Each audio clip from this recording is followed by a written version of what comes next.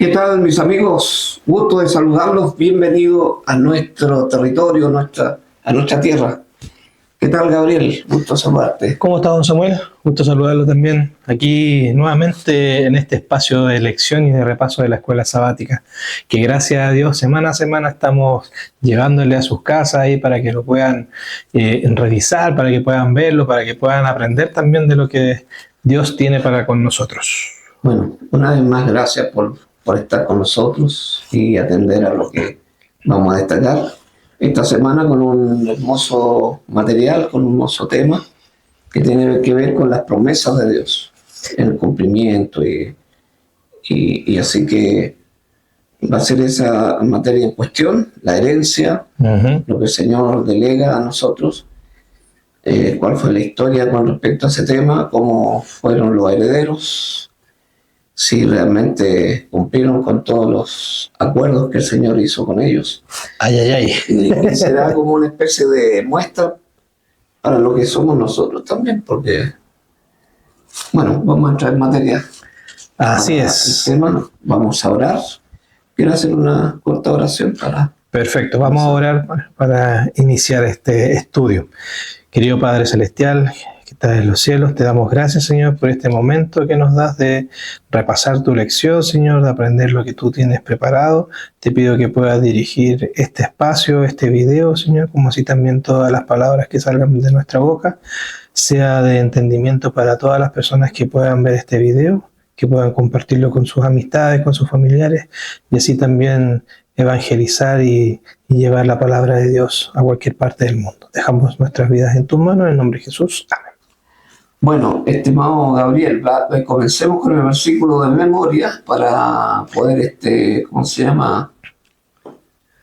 ¿Usted me quiere dejar pillo con todo esto, no? Porque ya vamos a ver si es que lo hacemos bien, porque igual esta semana también el versículo es cortito. Lo encontramos en Zacarías 9:12 y dice: vuelvan a la fortaleza, presos de esperanza. Hoy les anuncio que les restauraré todo al doble. Esto está en Zacarías 9:12. 9:12. Uh-huh. Es un texto que corresponde al momento en que el pueblo de Dios está cautivo en Babilonia y que se le había prometido que ellos iban a volver. Así es. A recuperar, dirían, lo que perdieron, producto de la invasión de los babilonios, y ellos fueron cautivos y mantuvieron esa esperanza por 70 años, como se le había anunciado. Y bueno, la experiencia es que muchos anhelaban con aquel día.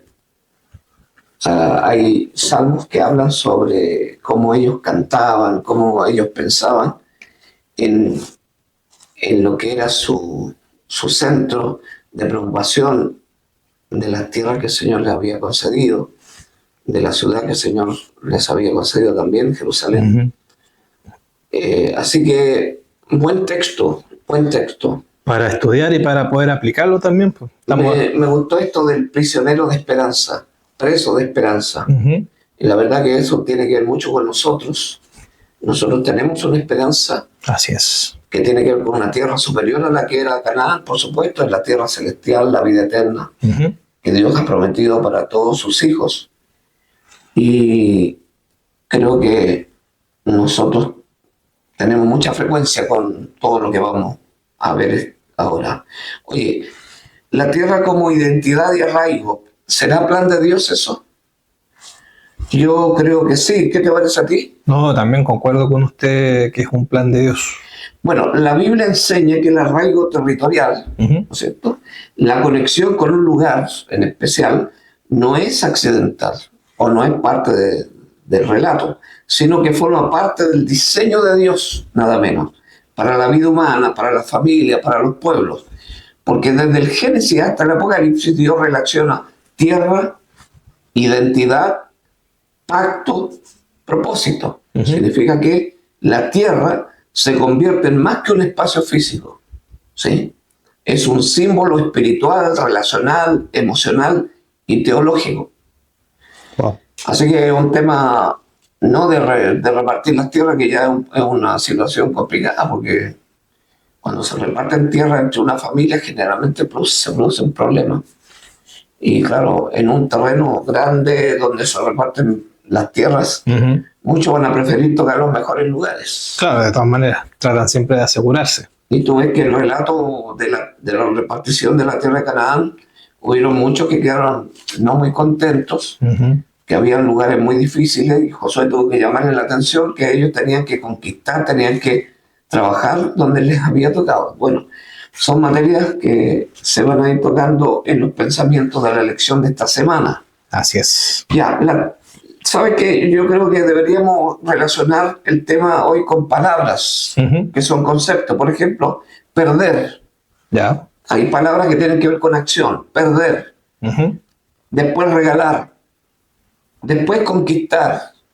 Después conservar. Y al final recuperar. Y en la parte de recuperar el versículo de memoria que nosotros... Se relaciona a lo que acabamos de decir. Ahora, perder. ¿Cuándo decimos perder? Tú sabes que Dios le concedió a Adán y Eva el Edén. Así es. Y ellos eran soberanos de ese mundo y de todo lo que Dios había creado. Los colocó especialmente en el jardín del Edén. Pero lamentablemente, ¿qué hicieron ellos? Desobedecieron. Lamentablemente no cumplieron con los mandamientos y las órdenes de Dios y fueron expulsados, ¿sabes? Fueron expulsados. De manera que en el momento que ellos desobedecieron, perdieron el dominio sobre la tierra y ya sabemos la historia de que vino el enemigo de Dios, Satanás, y usurpó la tierra. Eso pasó.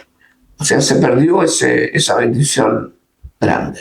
Se perdió la tierra, la identidad. Se perdió ese valor que está relacionado con nuestras raíces. Y con la relación que tenemos con Dios también. Sí. Pero Dios tenía un diseño igual, un plan para que la humanidad recuperase la tierra perdida. En una primera fase otorgó a Abraham, ¿a quién más? A Isaac, a Jacob. Un pequeño pedazo de tierra que se llamó Canaán. ¿Sabes tú lo que significa Canaán? ¿No? ¿Qué significa Canaán? Tierra de humillación. A mí me llamó la atención ese nombre, ¿no? Pero ¿sabes que tiene una relación interesante desde el punto de vista teológico ese nombre? Porque tiene que ver con la posición o la conducta o la condición de lo que debería ser el sistema de vida ahí en Canaán. Permanentemente nuestra vida debe estar humillada delante de Dios para que Dios desarrolle los planos en forma libre. Uno de los grandes problemas que nosotros tenemos es la soberbia. No queremos que nadie nos ponga las manos encima. No queremos que nadie nos controle. Queremos nosotros en nuestras manos tener todas nuestras decisiones. Pero lamentablemente, como se ve claramente en la condición humana, nosotros cometemos muchos errores, producto de que estamos invadidos por lo incorrecto, por la maldad, por la injusticia. Toda nuestra conducta lamentablemente será contraria a lo que Dios espera. Por esa razón, la condición de tener una vida humillada delante de Dios hace posible que Dios opere cambios importantes y sustantivos. Así que diría los significados de Canaán, que es una tierra donde debería ser conquistada justamente con tener una vida humillada delante de Dios. No con soberbia, no con fuerza, no con las capacidades que uno puede tener, sino que esencialmente la ocupación de esa tierra de Canaán era a partir de estar humillado delante de Dios. Importante el concepto de Canaán. Así que, y aquí hay un principio también teológico que tiene que ver con la misión, porque la idea era que paulatinamente la posesión se iría ampliando a toda la tierra. Ese es el plan de Dios. Claro.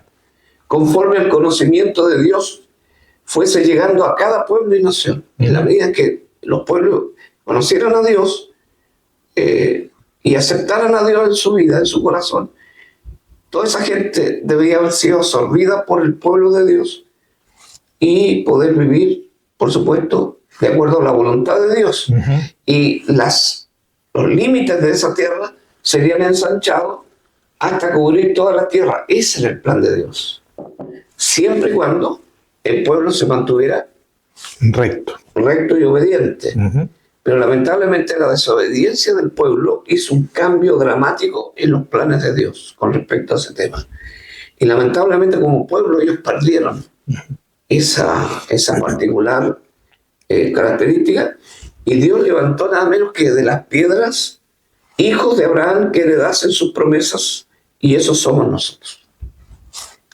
Y lo que a mí me llama la atención es que uno aprende que cuando uno acepta al Señor en su corazón y es bautizado, por eso el bautismo es tan importante, uh-huh. Entonces uno asume el linaje de Abraham, de acuerdo con el texto bíblico que está allí en Gálatas. Les voy a decir dónde, queridos amigos, para que ustedes lo busquen. Gálatas capítulo 3, verso 21 en adelante. Mira, dice: porque todos los que habéis sido bautizados en Cristo, uh-huh.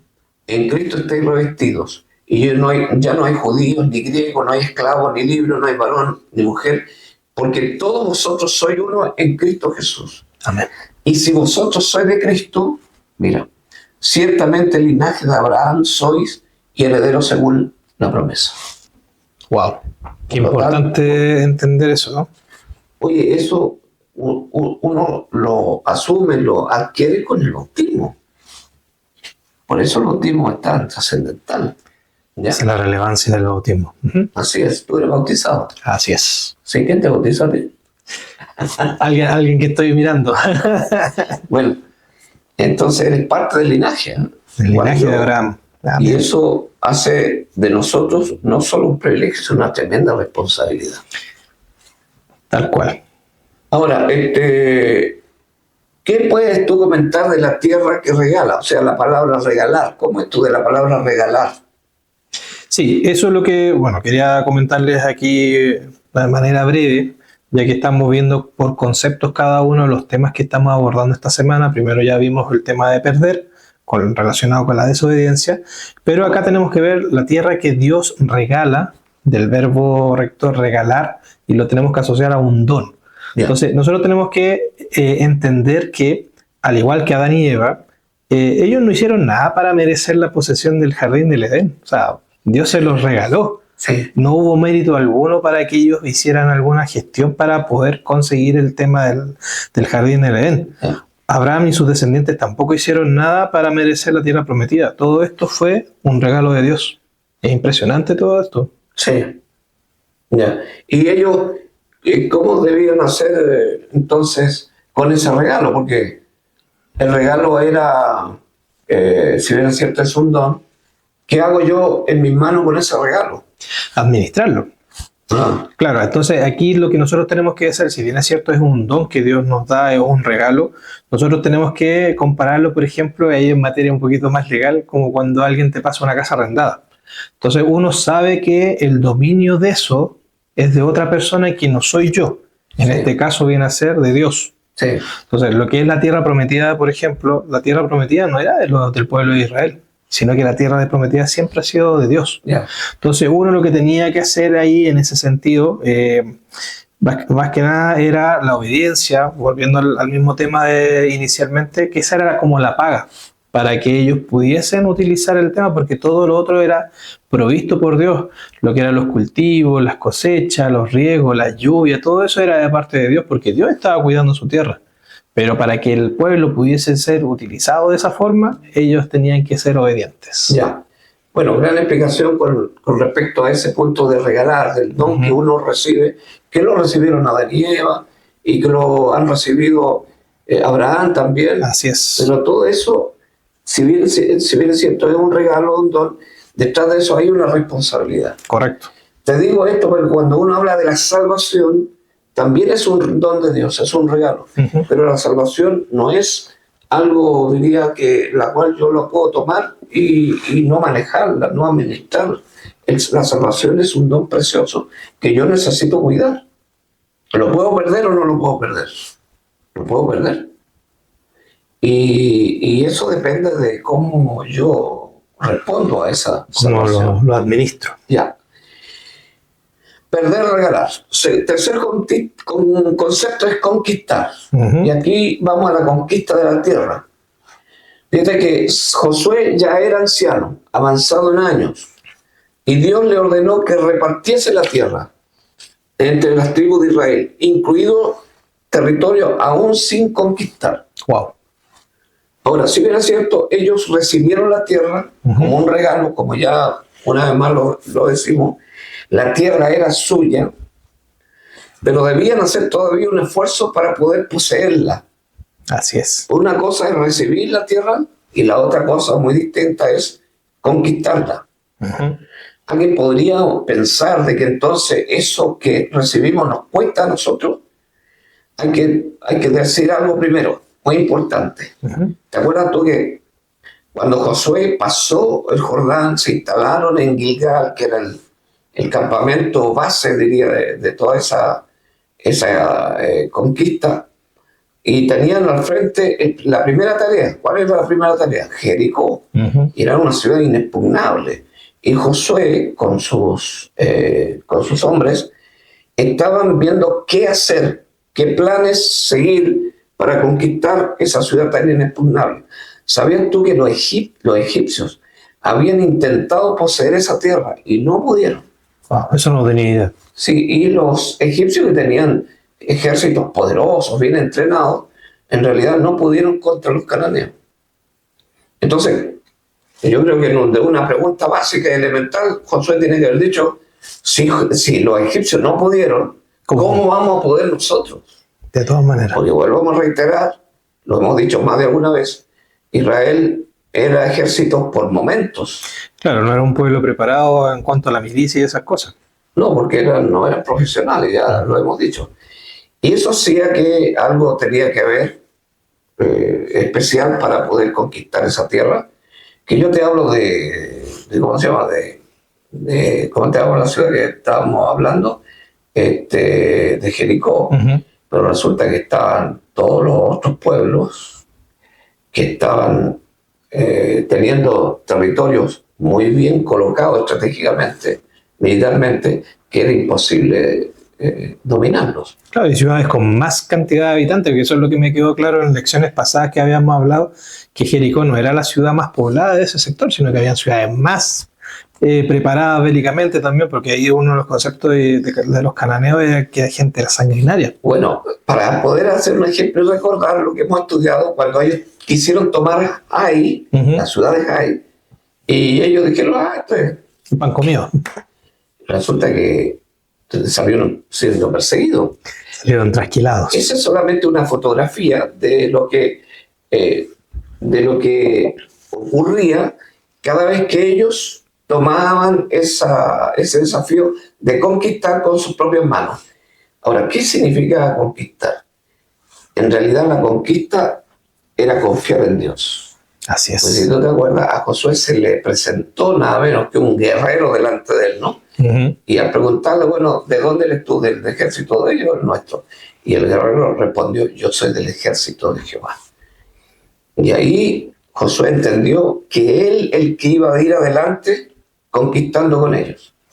Así que cuando dice, ustedes tienen que conquistarlo, pero en el fondo el que conquistaba es Dios. Es Dios. Ya. Eso mismo aplicado a nosotros, ¿cómo vamos a conquistar nosotros la tierra nueva? La tierra nueva está conquistada por Jesucristo. Si lo único que tenemos que hacer nosotros es confiar en Jesucristo y conquistar nuestros propios territorios dentro de nuestra vida, porque hay territorios que son medio oscuritos.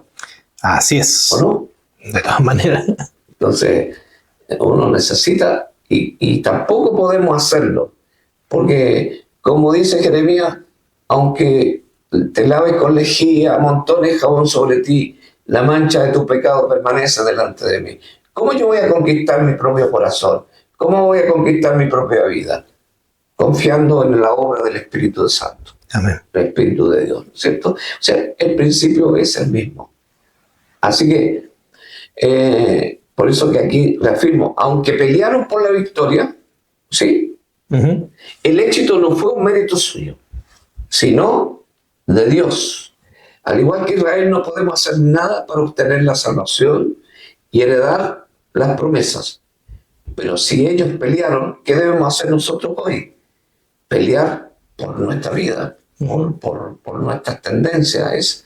Esa pelea se tiene que dar, tiene que enfrentar. Yo tengo que tomar mi cruz y seguir adelante, ¿no? Que es muchas veces renuncia para no dar pie a que mi naturaleza se explaye o se domine, sino que es permitir que Dios nos controle en todo. Así es. Así que, una vez salvos, porque somos salvos por gracia de Cristo, Dios pide de sus herederos dos cosas. Una es la obediencia y la gratitud. ¿Ya? Dos conceptos importantes. Eso. Obediencia y gratitud. Y esto me parece obvio. ¿Cómo yo voy a seguir alabando al Señor? ¿Cómo yo voy a seguir sus caminos estando en desobediencia? Y que debería ser lo mínimo lo que es la obediencia y la gratitud. Es que esto es una cuestión muy importante. Muchos se esconden en la gracia, pensando que la gracia los disculpa del pecado que siguen cometiendo. Y no, pues, eso es lo que se llama la gracia barata. No, el Señor conquistó para que yo pueda recibirlo, siempre y cuando me mantenga dentro de los justos y precisos principios de Dios. Amén. Ya, eso ahora tenemos tres cosas: perder, regalar, conquistar, que son los pensamientos que hablamos. Ahora es conservar lo que el Señor nos ha entregado. Conservar el regalo. Conservar, claro. Por eso te digo, el Señor nos da el regalo, pero nosotros tenemos que cuidarlo. Así es. Ahora, una vez recibida la herencia o la heredad que ellos recibieron, había unas reglas especiales que regían el uso de la tierra. Y este era el año sabático y el jubileo. ¿Qué te parece? ¿Qué era el año sabático? Era una extensión a gran escala del sábado. Permitía que la tierra reposara.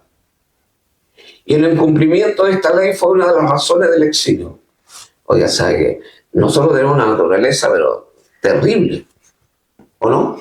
Si uno se pone a mirar, claramente que sí. Somos insoportables, somos insoportables. Ahí uno se da cuenta que Dios tiene harta misericordia de nosotros. Oye, sí somos insoportables. ¿Sabes qué?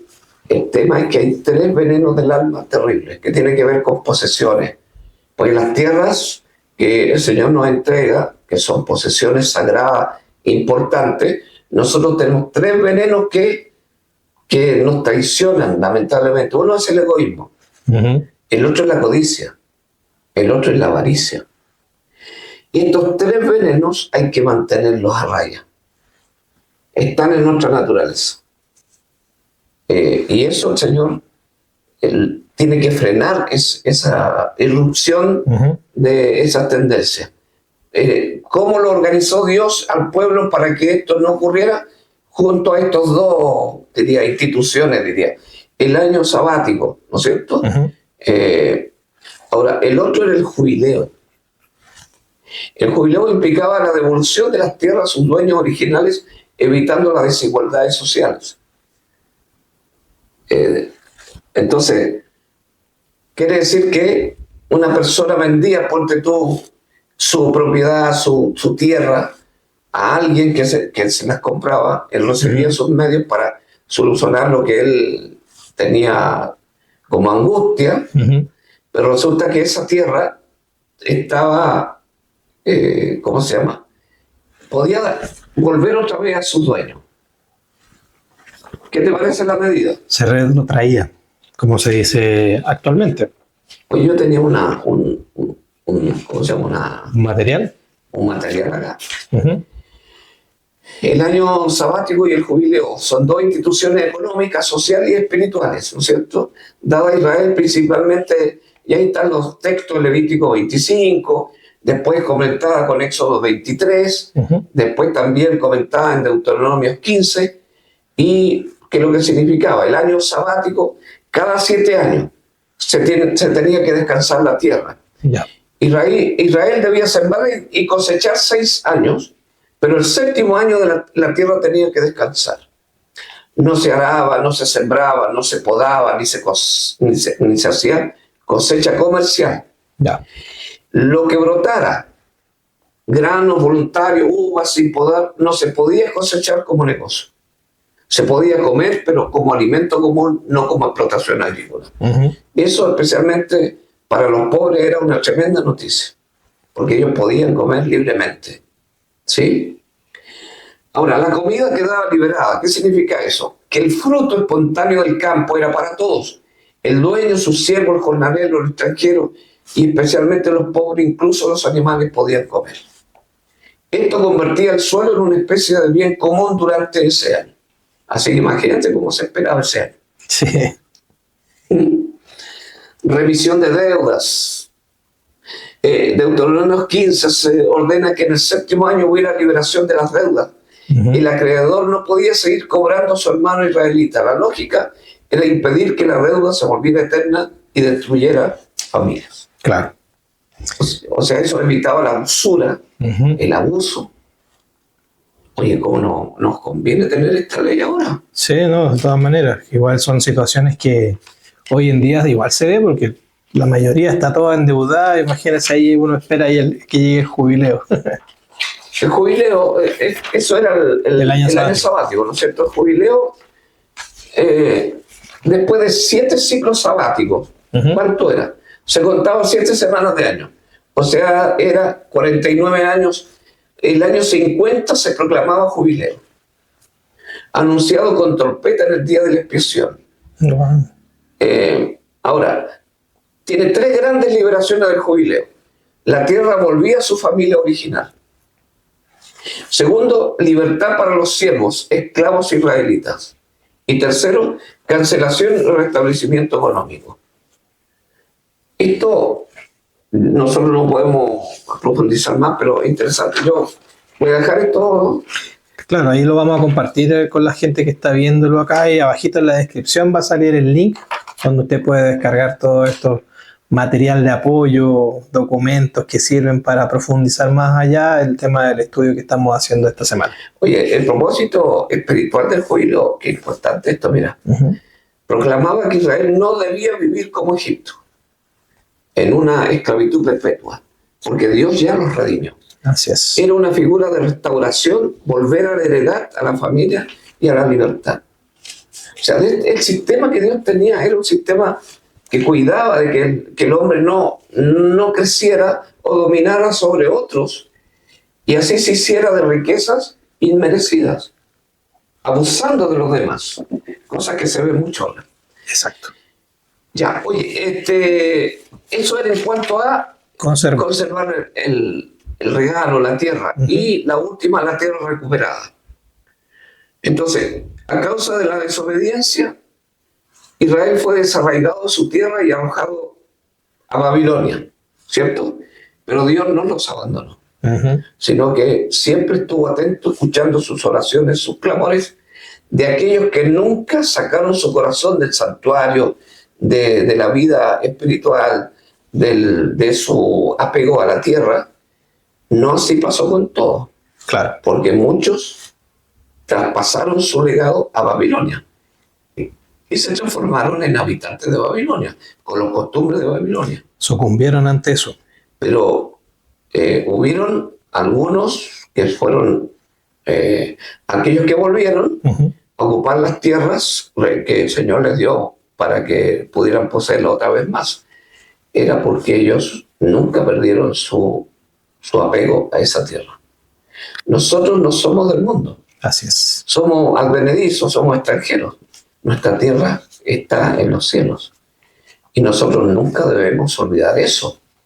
Aunque el mundo es tremendamente atrayente, de manera que podemos cambiar nuestra ciudadanía, está en los cielos, por la ciudadanía de este mundo. ¿Lo cambiarías tú? No, por nada del mundo. Entonces tú nunca debes olvidar eso. Esos son los pensamientos de la adicción: perder, regalar, conquistar, conservar y recuperar. Que Dios nos bendiga. Amén. Le damos las gracias por llegar a este momento del espacio. compártanlo, suscríbanse, denle ahí a la campanita, denle like y nos estamos viendo la próxima semana si Dios quiere. Hoy oremos. Ya, yo ya me estaba despidiendo. Santo Dios, bendice todos estos pensamientos que son importantes para poder afirmar nuestra vida espiritual. Gracias, Señor. Bendice a cada uno de nuestros oyentes y amigos y hermanos. En el nombre de Jesús. Amén. Amén. Bueno, ahora sí. Ahora sí. Chao, chao. Bendiga.